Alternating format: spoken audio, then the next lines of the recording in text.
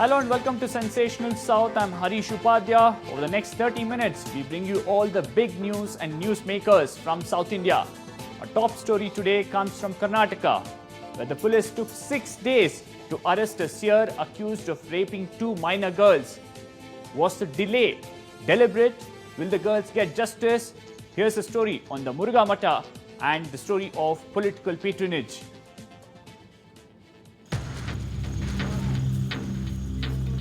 148 hours after an FIR was registered against Shivamurthy Murugha Sharanu of the all-powerful Murugha Mutt, the seer was finally behind bars for allegedly sexually assaulting 2 minor girls.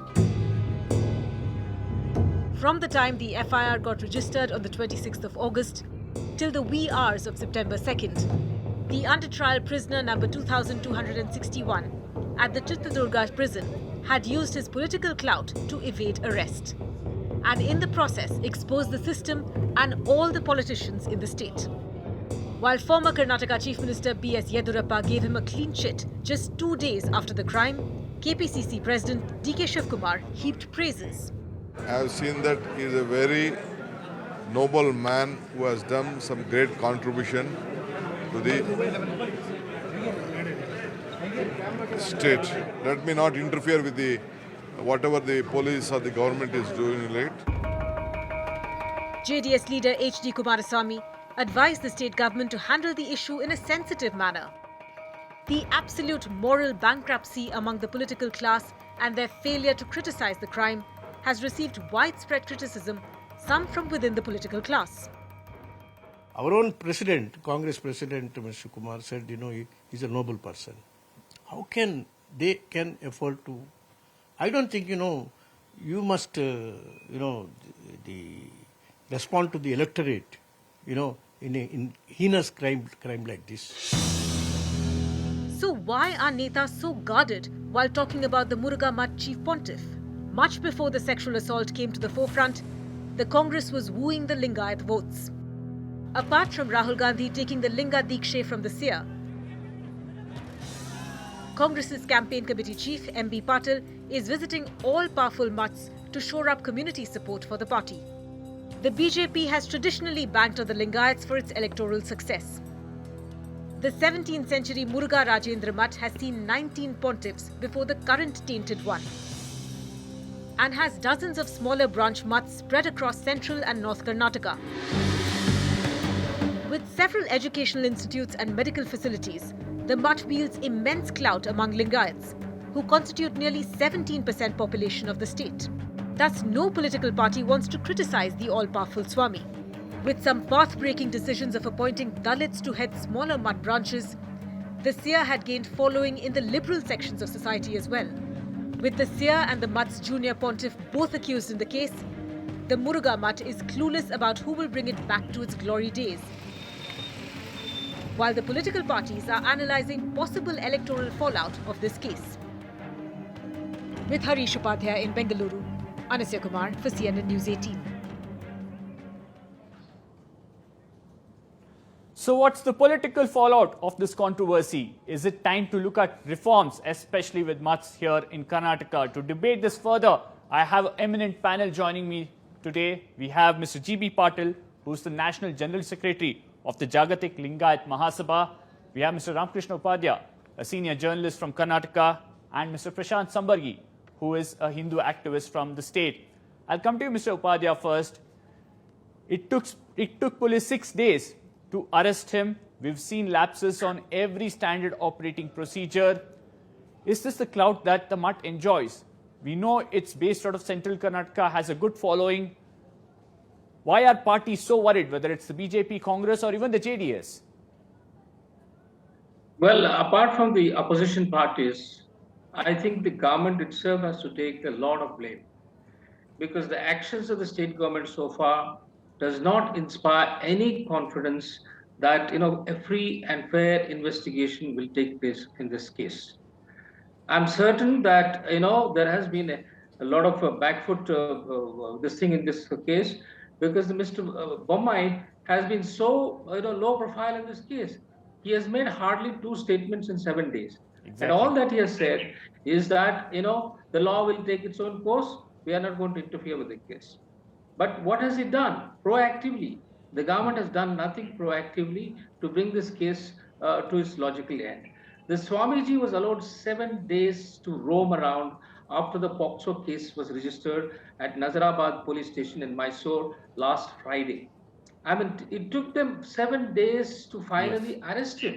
And that also it happened. I'm sure that is because of the Prime Minister's impending visit to Karnataka. He was coming to Bangalore yesterday, and the previous night the police moved in around Yes. 11:30 and then took the Swamiji into custody.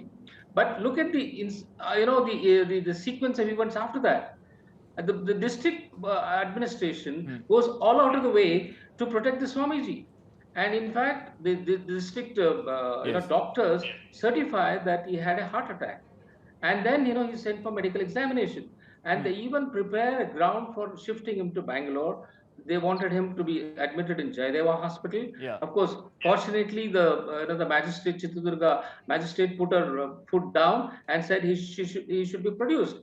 And this man was supposed to be in the ICU, supposed to be Yes. suffering from heart attack. He just walks to the court. I mean, it was very clear to anyone that this man was fine, and it was just a bluff that his health had deteriorated, and only after that the magistrate has given him to the police custody, and the police asked for 5 days, and they've been given for 3 days. But what has happened so far is Yes. that it does not give any confidence that this case is moving in the right direction. Absolutely.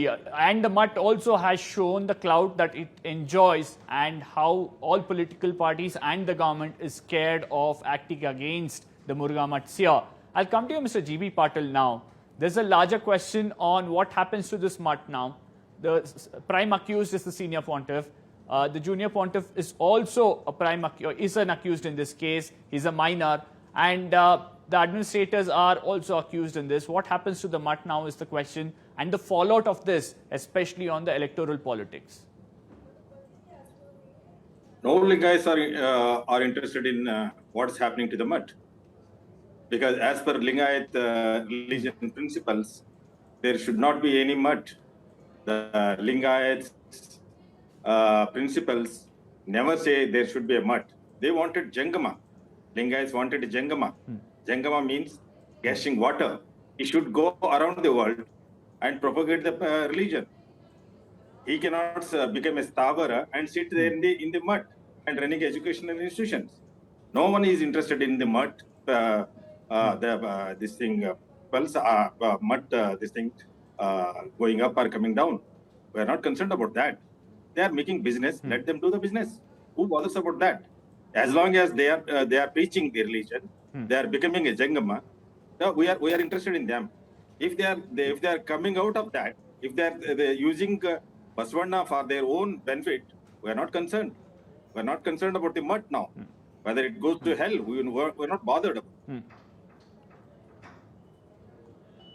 Well, even as you're saying you're not concerned about the Mutt, Mr. Prashant Sambagi, there are now calls saying that perhaps the government should take over this Mutt, or perhaps there needs to be an administrator that the government should put in place. Because remember, there are hundreds of students who are studying in these schools and educational institutions run by the Mutt. How does how do these Hindu groups look at this controversy and how it's panned out over the last 7-8 days? Hi, the other panelist, Mr. Patil, has lack of information about the origin of Lingayat and Veerashaiva, the 12th century reformer, Lord Basavana. So if you look at history, pre-independence, 1947 and beyond, post-independence, the Lingayat Mutts were on an agenda, were on a mission to remove hunger. So they started what we call as a langar, what's there in the North India. So they started the dasoha, the midday meal programs across Karnataka. Then they gave the education. So you look at 80% of the bureaucrats right now in the Karnataka government have all come through a Mutt. So I think the other panelists didn't know the importance of a Mutt. The Mutt is very important in the part of the social, economic, of culture of Karnataka is concerned. And concerning the magnitude of the case, Yes, there is a call for the trust to be handed over to a government or to an administrator and so on and so forth.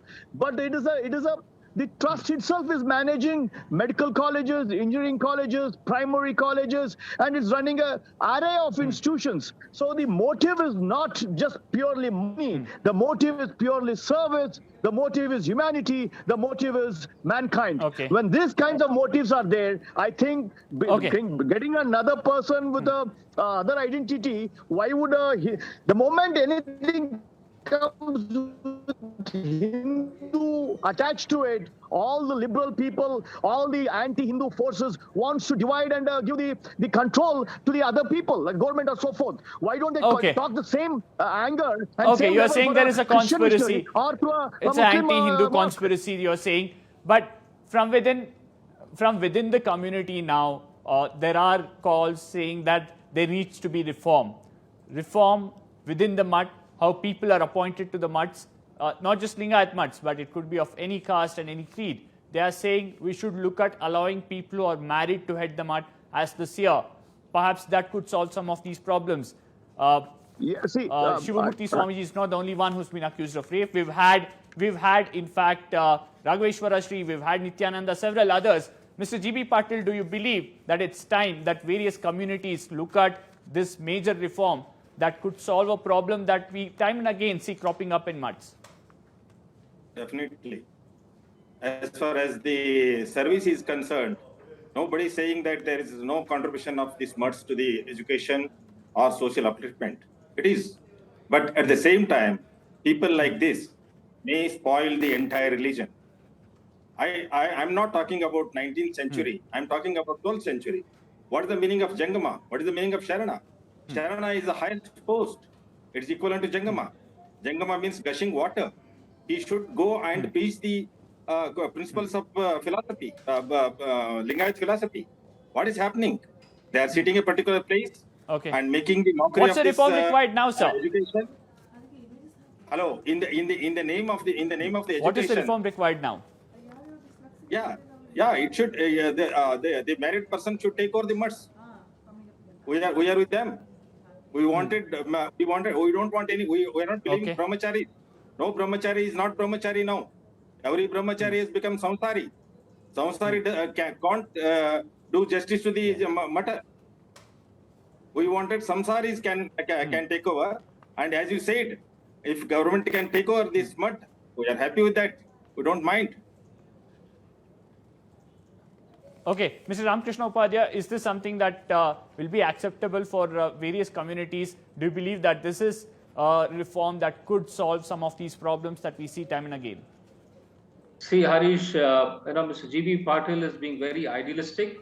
I mean, I agree with him that, this is the ideal with which the Lingayat community was born.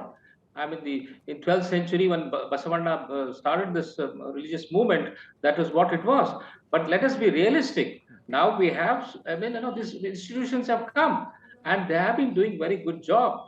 There is no denying that, these Lingayat mutts or various other institutions or belonging to Vokaligas or Kuruvas or Brahmins, they're all doing excellent job as far as education of the students are concerned or upliftment of the poor is concerned. They are doing excellent job, and there's no question of disbanding them or the government taking over.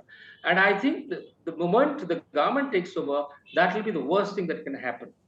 There should be no interference from the government. And as we remember, I think in 2014, it was Siddaramaiah government who, very serious made a serious attempt to take over this, institutions. He brought an amendment to the Hindu Religious Charitable Endowment Act, and that bill was moved in the assembly, and there was so much of furor. There were such draconian provisions in that act. He wanted, the provisions included, if the head of the mutt voluntarily offers to apply for the government for takeover, then the government can take over. If the mutt is headed by a minor without duly being appointed by a guardian, the government can take over. And if it's a mutt head dies without appointing a successor, the government can take over. Or if there is a dispute regarding the right of succession, the government can take over. And it also said the Muzarai commissioner is convinced that the mutt is being mismanaged, it can be taken over by the government. So this was sweeping reform which the Siddaramaiah government wanted to bring in to take over all the mutts. Definitely, there is a call for reform. What is that reform that is acceptable for the government and the community is something that we will have to see in the coming days. I would like to thank all three of you, Mr. G.B. Patil, Mr. Ramakrishna Upadhyay and Mr. Prashant Sambargi for joining us. And now moving from Karnataka to Tamil Nadu. 6 years after her death, J. Jayalalitha continues to be discussed in Tamil Nadu politics. This week, M.K. Stalin's government ordered a probe against Jayalalitha's former aide V.K. Sasikala. Poonima Murli brings us this report. Close to 5 years after it was set up to probe AIADMK icon J. Jayalalitha's death, the Arumughaswamy Commission submitted a 500-page report to the Tamil Nadu government last week. Based on the report, the state government has narrowed the scope of the probe to 4 people, including V.K. Sasikala, to find out more about their roles in the death of Jayalalitha. Besides Sasikala, the government is also looking to investigate her son-in-law, Dr. Shiv Kumar, former Health Minister Vijay Bhaskar, and former Chief Secretary Rama Mohana Rao. The entire report will be tabled in the State Assembly for discussions. But the AIADMK has already launched an attack at DMK for an alleged leak of a portion of the report. He only raised for that inquiry and Dharmayutam. So, but what he said, no, actually, no no suspicion amongst death, and I am having respect with the Sasikala. Official report published by the government only. I can give any comment on that, remarks on that. The BJP, an ally of the AIADMK, has so far maintained a watchful distance. It has said it would comment only after reading the full report. Meanwhile, Chief Minister M.K. Stalin blamed the AIADMK for the delay in probe panel's report, adding that it was his government that took over in May last year that ensured the completion of probe, which has often been criticized for its multiple extensions. The AIMS has given a clean chit to the treatment given to the former Chief Minister, and sources say there's no clear evidence of foul play in Jaya's death. However, the reports of recommendation of initiating injury against Sasikala could well be crucial at a time when Sasikala is trying to stake claim to Jaya's legacy. Political analysts say DMK is leveraging the probe to keep Sasikala's political ambitions under check as she tries to regain control of the party, over which she exerted significant influence during the times of Jayalalitha. Bureau Report, CNN News 18. Well, time for a quick break now. On the other side, we'll get you a quick roundup of other stories from South India.